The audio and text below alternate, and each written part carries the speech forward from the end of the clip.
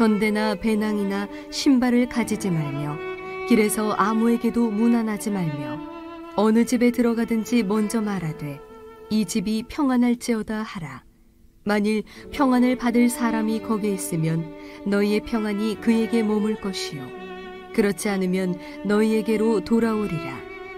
그 집에 유하며 주는 것을 먹고 마시라. 일꾼이 그 삭슬 받는 것이 마땅하니라. 이 집에서 저 집으로 옮기지 말라.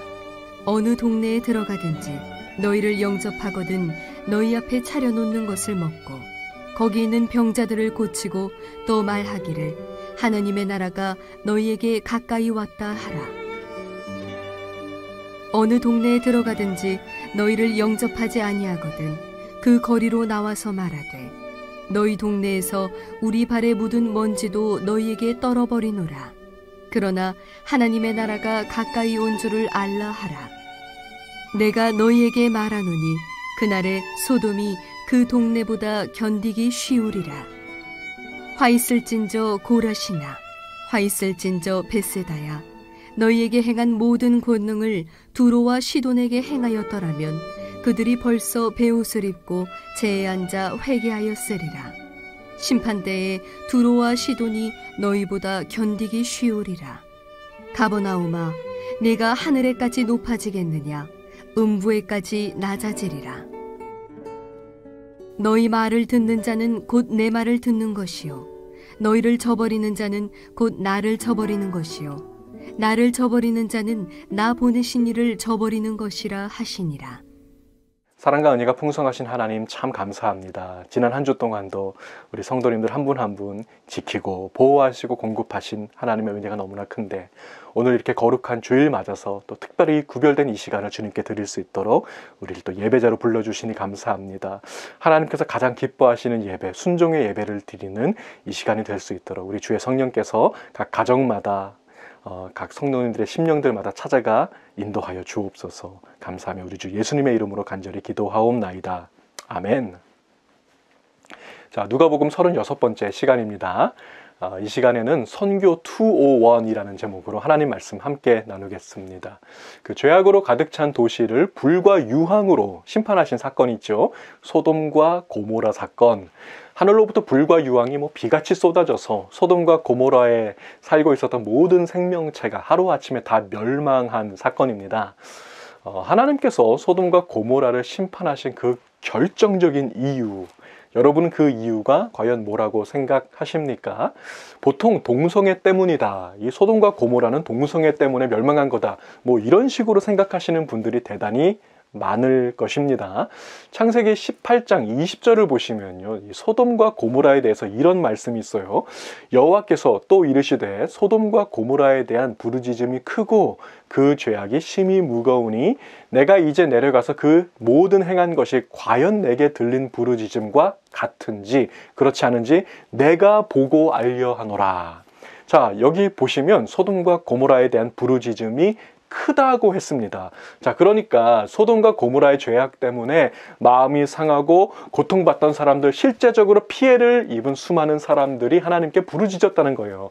또 한 가지, 하나님께서는 직접 그곳에 가셔서 그들의 죄악이 진짜인지 아닌지를 체험해 보겠다고 하셨습니다. 어머나, 아니 하나님이 동성애를 체험하신다고요? 자, 그 뜻이 아닙니다. 여러분, 이런 말도 안 되는 이야기에 속지 마십시오.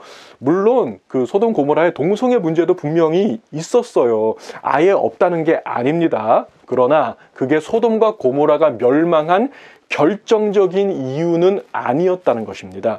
여러분 한번 잘 생각해 보세요. 만약에 동성애 문제가 있는 도시들마다 불과 유황으로 다 엎어버리신다면 어떻게 될까요? 여러분이 지금 살고 있는 도시도 결코 안전하지 못할 거예요. 자, 그렇다면 소돔과 고모라가 멸망한 그 진짜 이유, 성경은 뭐라고 말하고 있는지 지금부터 살펴보겠습니다. 자, 오늘 본문 4절 말씀이죠. 선교 매뉴얼 챕터 4에 해당하는 이 4절을 보시면 전대나 배낭이나 신발을 가지지 말며 길에서 아무에게도 문안하지 말며. 자, 쉽게 말해서 간편하게 다니라는 것입니다.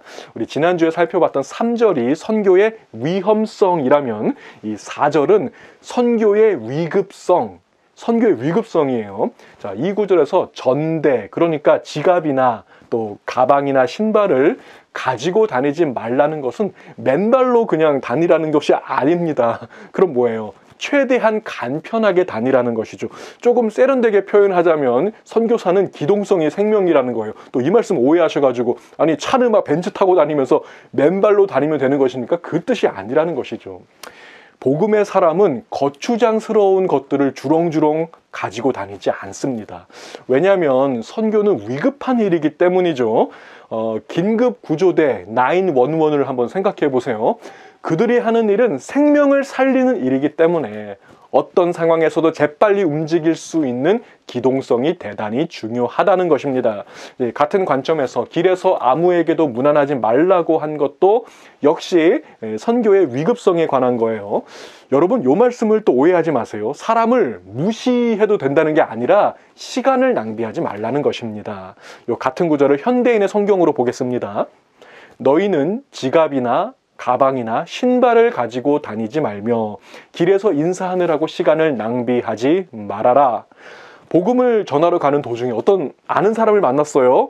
3년 만에 만난 친구. 얼마나 반갑습니까? 뭐 식사도 같이 하고 싶고 커피도 마시고 수다도 떨고 싶겠지만 자, 그거는 나중에 하라는 거예요. 나중에. 먼저 영혼 살리는 일을 완수한 다음에 커피 마시는 건 좀 나중에 해도 늦지 않다는 것입니다. 사실 이런 식의 라이프 스타일은 어떻게 보면 에티켓이 좀 없어 보일 수도 있을 것 같아요. 자, 그런데 잘 생각해 보시면요, 여러분, 그 위급 상황에서 에티켓을 무시하는 행동은 우리 주위에서 흔히 볼 수 있습니다. 예전에 제가 중국 선교 여행을 갔을 때 그때 있었던 일이에요. 그 지역에 홍수가 났는데요. 30년 만에 온 큰 홍수라고 하더라고요. 이 버스 정류장에서 어떤 그 중국 여학생이 발을 헛디뎌 가지고 넘어졌어요. 근데 급물살이 막 휘몰아치고 있는데 거기 휩싸여서 이렇게 떠내려가는 거를 제가 보고 얼른 그 여학생의 팔을 붙잡아서 건져낸 적이 있었어요. 처음 보는 여학생이었습니다. 뭐 대학생 같은데 초면이지만 저는 일체 망설임 없이 그 여학생의 팔을 붙잡았습니다. 사실 평상시 같았으면요, 처음 보는 여자분의 팔을 그렇게 붙잡는 일은 결코 없었을 것입니다. 왜냐? 에티켓에 어긋나니까. 그러나 생명이 걸린 위급 상황이라면 뭐 팔이 아니라 뭐 다리라도 머리카락이라도 잡아서 살리는 게 먼저 아닙니까? 위급 상황에서는 우선순위가 바뀝니다. 생명을 살리는 게 먼저고 에티켓은 그 다음에. 자, 이것이 바로 복음으로 사는 사람의 라이프 스타일이라는 거예요. 자, 복음의 사람의 라이프 스타일 두 가지로 정리해 보겠습니다. 첫 번째, 간편하고 기동성 있는 미니멀 라이프 스타일. 두 번째, 생명이 먼저고 에티켓은 나중에 긴급 구조대 라이프 스타일인 것입니다. 주 안에서 사랑하는 우리 성도 여러분, 에티켓을 잘 지켜야 한다는 이유로 복음 전하는 것을 미루지는 마십시오. 생명을 살리는 일이 먼저입니다. 영혼을 구원하는 것이 최우선입니다. 영적 우선순위의 법칙을 존중하는 자, 따르는 자, 바로 제가 되고 여러분들이 다 되시기를 우리 주님의 이름으로 축복을 드립니다. 자, 계속해서 본문 5절과 6절 말씀 보시면요, 우리에게 아주 익숙한 구절이 나옵니다. 제가 읽어보겠습니다. 어느 집에 들어가든지 먼저 말하되 이 집이 평안할지어다 하라. 만일 평안을 받을 사람이 거기 있으면 너희의 평안이 그에게 머물 것이요 그렇지 않으면 너희에게로 돌아오리라. 제가 아는 한 목사님은요, 이 신방을 가시면 성도님 집안에 딱 들어가시자마자 무슨 의자나 소파에 딱 앉아가지고 먼저 축복 기도부터 하시더라고요. 어떤 내용이냐면 이 집이 평안할지어다, 이 집이 화평할지어다, 이렇게 축복 기도를 합니다. 오늘 본문 말씀을 근거로 해서 그 집의 평안을 빌면 그 집이 축복을 받든지 아니면 그 집에 이제 축복을 받기 합당한 사람이 없으면 본인한테 그 축복이 돌아온다고 생각해서 그렇게 하시는 거예요. 자, 물론 그런 뜻도 있겠지만요, 이 구절에는 그보다 더 깊은 뜻이 담겨져 있습니다. 이 집이 평안할지어다, 요 구절에 담긴 첫 번째 뜻은 복음의 선포입니다. 복음의 선포예요. 평안, 뭐 평화, 화평, 다 성경에 자주 나오는 단어인데요, 다 같은 단어입니다. 샬롬이죠. 샬롬. 이 샬롬은 복음의 핵심 요소 중에 하나예요. 이 부분에 대해서 조엘 그린이라고 하는 학자는 이렇게 말했습니다. 누가복음 안에서 샬롬은 구원과 동의어로 쓰이고 있다. 자, 누가복음에는 샬롬과 구원을 동일시하는 구절이 대단히 많이 나옵니다. 자, 여러분들의 이해를 좀 돕기 위해서 몇 구절만 살펴보겠습니다. 먼저 세례 요한이 태어났을 때 1장이죠. 세례 요한의 사명에 대해서 이런 예언의 말씀이 있었습니다. 주의 백성에게 그 죄사함으로 말미암는 구원을 알게 하리니 어둠과 죽음의 그늘에 앉은 자에게 비치고 우리 발을 평강의 길로 인도하시리로다. 자, 구원과 평강을 지금 연결하고 있죠. 또 그런가 하면 예수님의 발에 향유를 부은 여인에게 주셨던 말씀을 보세요. 예수께서 여자에게 이르시되 내 믿음이 너를 구원하였으니 평안히 가라 하시니라. 자, 우리 주님도 구원과 평안을 지금 동일시하고 있음을 볼 수가 있습니다. 마찬가지로 혈루증 걸린 여인에게도 같은 말씀을 하셨어요. 예수께서 이르시되 딸아 내 믿음이 너를 구원하였으니 평안히 가라 하시더라. 자, 또 그런가 하면 누가복음의 시퀄이죠. 사도행전 10장 36절을 보십시오. 만유의 주 되신 예수 그리스도로 말미암아 화평의 복음을 전하사. 자, 누가복음과 사도행전의 저자 누가는 예수님의 복음을 가리켜서 무슨 복음? 화평의 복음이라고 했습니다. 마지막으로 사도 바울의 말도 들어보세요. 평안의 복음이 준비한 것으로 신을 신고. 자, 하나님의 전신갑주 그 부분입니다. 하나님의 전신갑주를 입으라고 말하면서 무슨 복음? 평안의 복음, 샬롬의 복음이라고 말하고 있다는 것이죠. 자, 지금까지 우리가 살펴본 바와 같이 평안, 복음, 구원은 이 성경 곳곳에서 동의어로 사용되고 있습니다. 오늘 보면 5절에서 어느 집에 들어가든지 이 집이 평안할지어다라고 말을 하라고 이렇게 한 것은 샬롬의 복음을 전하라는 거예요. 여러분, 복음은 평화를 이룹니다. 복음은 관계를 회복시킵니다. 죄로 인해서 하나님과 원수되었던 저와 여러분이 우리 구주 예수님의 십자가 공로로 하나님과 다시 화목하게 되고 화평하게 되었음을 믿으시기 바랍니다. 또한 예전에는 경쟁 상대 라이벌이었던 사람들이요, 예수 안에서 주 안에서 한 형제 자매가 되고 영적 가족으로 묶여지게 되는 화평이 이루어졌다는 것을 믿으시기 바랍니다. 이 평안의 복음, 샬롬의 복음을 전하는 자가 되는 제가 되고 여러분들 다 되시기를 우리 주님의 이름으로 축복을 드립니다. 자, 그런가 하면 이제 두 번째로 이 집이 평안할지어다. 자, 요 구절에 담긴 두 번째 뜻은 나그네를 잘 대접하라는 것입니다. 나그네를 잘 대접하라. 누가복음 10장 선교 매뉴얼의 하이라이트예요. 가장 핵심적인 사항이 바로 이 부분입니다. 선교사는 나그네라는 거예요. 오늘 본문 6절 말씀에서 만일 평안을 받을 사람이 거기 있으면 너희의 평안이 그에게 머물 것이요 그렇지 않으면 너희에게로 돌아오리라. 평안을 받을 자격이 그 사람에게 있으면 그 사람이 복을 받고 자격이 없으면 그 복이 나에게로 돌아온다.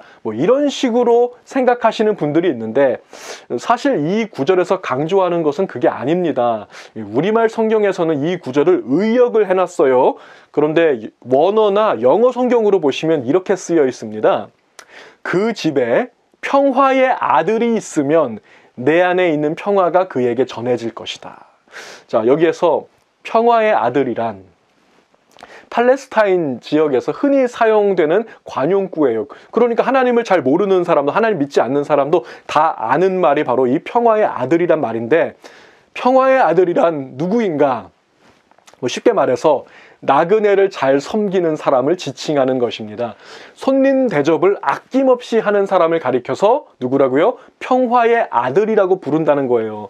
제가 예전에 베네수엘라 선교 여행 갔을 때 한 마을에 있는 원주민 가정을 방문했습니다. 처음 보는 사람들이 원주민들 말도 안 통합니다. 자, 그런데 저희 선교팀 8명 전원에게 시원한 물을 이렇게 큰 대접에 담아서 주셨어요. 나눠 먹으라고. 자, 선교 현장에서 복음을 전하다 보면요, 처음 보는 사람임에도 불구하고 그 나그네를 잘 대접하는 사람들을 만나게 됩니다. 시원한 물 한 잔이라도 건네주는 사람이 있다면 바로 그 사람을 가리켜서 누구라고요? 평화의 아들이라고 부르는 거예요. 자, 이것은 사인입니다. 하나님의 사인이에요. 그 사람이 바로 하나님께서 예비하신 사람이라는 사인이라는 것입니다. 그 사인을 보고 그 사람의 집에 들어가라. 그리고 평화의 복음을 전하라. 내 안에 가득한 그 평화의 복음이 그 사람의 집에 머물게 될 것이다. 자, 바로 이것이 어떤 선교의 전략적인 부분이라는 것이죠. 하나님께서 주신 사인을 보고 냉수 한 그릇이라도 전하는 그 평화의 아들의 집에 들어가서 복음을 전하라는 것입니다. 여러분, 하나님은 선교사들을 그냥 오지로 그냥 보내시는 분이 아닙니다. 그들보다 앞서 가셔서 평화의 아들들을 곳곳에 예비하십니다. 그 평화의 아들들을 통해서 선교사들에게 먹을 것을 제공하십니다. 잠자리를 제공하시고 의복을 제공하게 하십니다. 그런데 여기서 한 가지, 본문 7절을 보시면 주의사항이 있어요. 이 집에서 저 집으로 옮겨 다니지 말라고 했습니다. 그 데이빗 갈랜드라고 하는 학자는 이 구절을 아주 재미있게 표현했어요. Don't be a parasite. 기생충이 되지 말라. 자, 선교사는 이 집 저 집 돌아다니면서 의식주를 해결하는 기생충이 되어서는 안 됩니다. 하나님께서 예비하신 사인이죠. 평화의 아들을 만날 수 있도록 하나님의 인도하심을 구하는 자가 돼야지 여기도 찔러보고 저기도 찔러보고 이 집 저 집 다 찔러보는 자가 되지는 말라는 것이죠. 자, 계속해서 10절부터 12절을 보세요. 어느 동네에 들어가든지 너희를 영접하지 아니하거든 그 거리로 나와서 말하되 너희 동네에서 우리 발에 묻은 먼지도 너희에게 떨어버리노라. 그러나 하나님의 나라가 가까이 온 줄을 알라 하라. 내가 너희에게 말하노니 그날에 소돔이 그 동네보다 견디기 쉬우리라. 자, 여러분 오래 기다리셨습니다. 드디어 소돔이 나왔어요. 나그네를 잘 섬기는 거에 대해서 쭉 이야기를 하다가 갑자기 소돔이라고 하는 도시의 이름이 등장하고 있습니다. 서두에서 제가 드렸던 질문을 다시 한번 드리겠습니다. 하나님께서 소돔을 심판하신 그 결정적인 이유, 여러분은 그 이유가 과연 뭐라고 생각하십니까? 오늘 본문 그 어디에도 동성애와 관련된 이야기는 없습니다. 자, 오늘 본문에서 말하고 있는 소돔의 죄는 명확합니다. 뭐예요? 나그네를 대접하지 않은 죄. 여러분, 나그네를 대접하지 않는 죄가 동성애보다 더 악한 죄라는 사실을 아십니까? 성경에서 나그네 대접을 얼마나 강조하는지 좀 이상한 생각이 들 정도로 나그네 대접을 극도로 강조하고 있다는 거예요. 여러분, 예수님의 비유 중에서 양과 염소 비유를 보십시오. 내 아버지께 복받을 자들이여 나와 창세로부터 너희를 위하여 예비된 나라를 상속받으라. 하나님의 복을 받고 천국을 상속받아 들어갈 사람 누구입니까? 내가 줄일 때에 너희가 먹을 것을 주었고 목마를 때에 마시게 하였고 나그네 되었을 때에 영접하였고. 자, 마지막 심판의 날에 천국 백성과 지옥 백성을 나누실 때 그 기준이 무엇입니까? 나그네를 잘 대접하는 자인가? 평화의 아들인가 평화의 딸인가? 바로 이것을 보신다는 것입니다. 자, 디모데 전후서와 디도서를 목회 서신이라고 우리가 부르는데요. 여기 교회의 중직자, 장로님이나 권사님 세울 때, 중직자 세울 때 중요한 원칙이 있습니다. 디모데전서 3장 2절을 보십시오. 그러므로 감독은 책망할 것이 없으며 한 아내의 남편이 되며 절제하며 신중하며 단정하며 나그네를 대접하며. 자, 나그네를 대접하지 않는 자는 장로의 자격이 없다고 말씀하고 있다는 거예요. 마찬가지로 디도서 1장 7절도 보세요. 감독은 하나님의 청지기로서 책망할 것이 없고 제 고집대로 하지 아니하며 급히 분내지 아니하며 술을 즐기지 아니하며 구타하지 아니하며 더러운 이득을 탐하지 아니하며 오직 나그네를 대접하며 선행을 좋아하며 신중하며 의로우며 거룩하며 절제하며. 여기 나그네를 대접하며 앞에 오직이라는 단어가 있다는 것은 가장 중요하다는 거. 이게 나그네를 대접하는 자가 교회의 지도자가 될 자격이 있다는 것입니다. 자, 지금까지 살펴본 바와 같이 나그네를 대접하지 않는 것은 하나님께서 대단히 심각하게 다루시는 죄악입니다. 자, 바로 이것이 소돔의 죄악이었다는 거예요. 불과 유황으로 멸망받아 마땅한 죄악이라는 것입니다. 참 이상하지요. 여러분, 이게 이해가 되십니까? 아니, 왜 우리 하나님은 나그네 대접을 이토록 중요하게 여기실까요? 자, 그 이유는 사실 성경이 명확하게 말하고 있지는 않아요. 근데 그냥 단순하게 생각해서 하나님께서 나그네를 아끼고 사랑하시기 때문이라고 성경은 말하고 있습니다. 너희의 하나님 여호와는 사람을 외모로 보지 아니하시며 뇌물을 받지 아니하시고 고아와 과부를 위하여 정의를 행하시며 나그네를 사랑하여 그에게 떡과 옷을 주시나니 너희는 나그네를 사랑하라. 전에 너희도 애굽 땅에서 나그네 되었음이니라. 아멘. 자, 하나님은 나그네를 사랑하십니다. 하나님은 나그네들을 생각하십니다.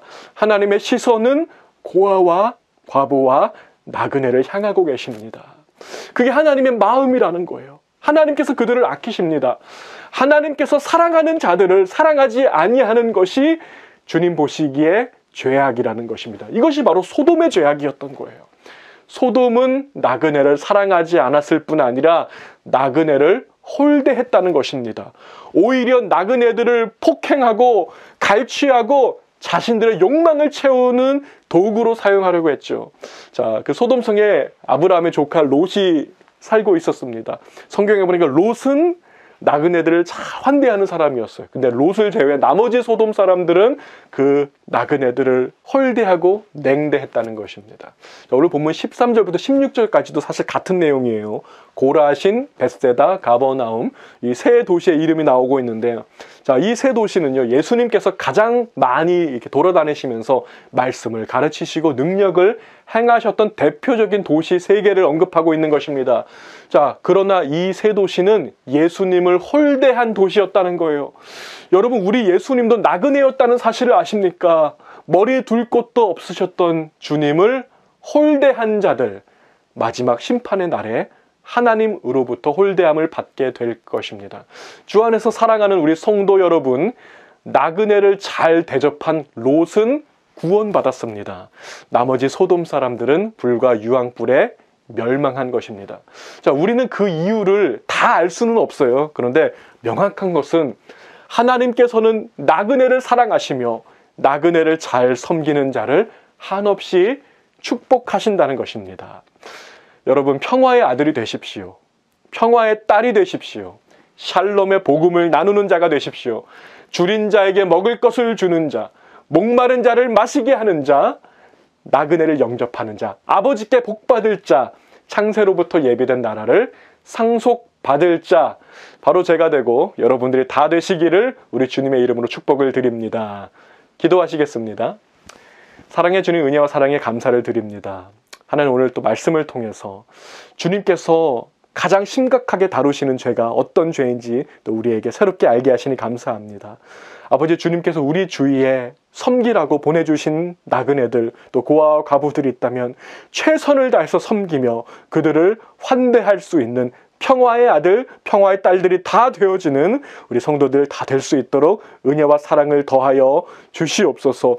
혹시라도 우리가 소돔의 죄를 범하지 않도록, 고모라의 죄를 범하지 않도록 우리의 마음을 온유하게 하시고 넉넉한 마음으로 선행할 수 있는 저희들이 될 수 있도록 우리 마음에 성령을 부어주시고 주님의 그 사랑의 마음을 우리에게도 나눠 주시옵소서. 지금은 머리 둘 곳도 없으셨지만 우리를 위해서 그 십자가 위에서 물과 피를 다 쏟으시고 우리의 구주 되신 우리 주 예수 그리스도의 은혜와 하나밖에 없는 독생자까지 아낌없이 내어주셔서 우리를 하나님 나라 자녀와 백성 삼아 주신 우리 하나님 아버지의 무한하신 사랑하심과 오늘도 우리와 함께 하시며 주의 복음 증거하는 선교사들의 발걸음에 동행하시고 선행하시는 우리 성령 하나님의 그 교통하심이 오늘 주님께서 가장 기뻐하는 평화의 아들, 평화의 딸 되겠습니다. 우리 주의 선교사들을 가장 잘 섬기는 자가 되겠습니다. 다시 한번 다짐하고 이 자리를 일어서는 거룩한 주의 백성들 머리머리 위에와 가정과 자녀와 사업 위에 지금으로부터 영원까지 함께 하시기를 간절히 축원하옵나이다. 아멘.